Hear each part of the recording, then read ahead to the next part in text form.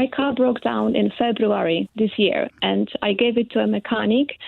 He repaired the car. He gave me the invoice, obviously. And after 3 months, I had exactly the same problem with the car.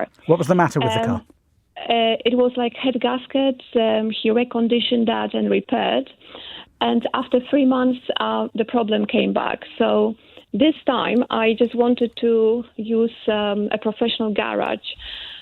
So I gave the car to a professional garage, to another person who actually fixed the same issue and charged me exactly the same amount of money. So I paid twice for the same thing. Now the car is okay. And what I'm trying to do is to get a refund from the first mechanic. I showed him the invoice from the second garage, and he refuses to pay it to me. So I'm just wondering what my options are and what can I do to get the money back. How much was the repair, Caroline? The repair was £600 plus some parts I had to buy as well. So altogether was about £800. Okay. Did you have to buy the parts again second time round? Similar ones, not exactly the same, but some parts also had to be bought. Did the second mechanic say anything about the job that the first mechanic did? Did the second mechanic say it was done?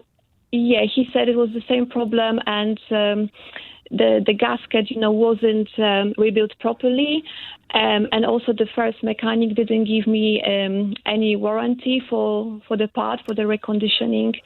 Okay, well, they're not obliged to. Obviously, reputable garages do, but they're not obliged to give you a warranty. So will the second mechanic put the criticisms of the first mechanic in writing? Do you know? I asked him to do so, and I'm waiting for a report stating that. Good. If you can get a report, so I actually think you know what you're doing here, Caroline. If you can get a report that says the first mechanic failed to use reasonable care and skill when repairing the gasket, then you can take the first mechanic to court for negligence, and you can get back the cost of the second repair, which happens to be the same as the first repair. Yeah, exactly the same problem. Yeah. Mm-hmm. So that way you will be able to get your money back, which is good news, but you do need to be able to have the evidence, and a letter is fine, from a proper mechanic saying that the first job wasn't done using reasonable care and skill, saying it wasn't done to the standard of a competent mechanic. If you can get that report, you'll win a case.